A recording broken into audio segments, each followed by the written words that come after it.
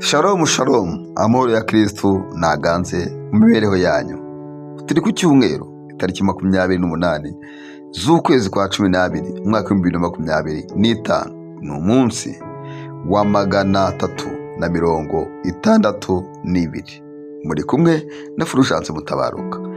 Turasoma Zaburi ya 18 umurongo wa 7. Aravuga ngo umubabaro wanjye nambaje Uwiteka, natakiye Imana yanjye, yumva ijwi ryanjye mu rusengero rwayo. Ibyo natakiye imbere yayo biyinjira mu matwi. Haleluya.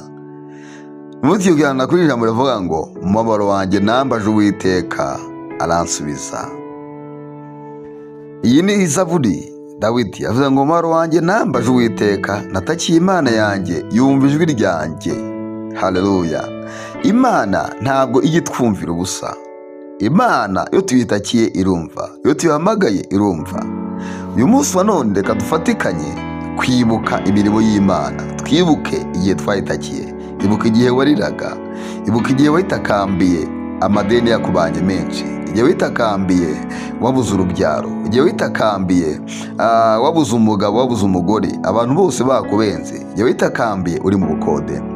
Reka dufatikanye kwibuka igihe witakambiye uri mu buzima budafite icyerekezo, inzara ikwicanye n'abana, baguhaye piriyave, wabuze amafaranga yo kwishyura ubukode, wabuze school fees, ubuzima bwagukomeranye, abantu bagufasheho ijambo.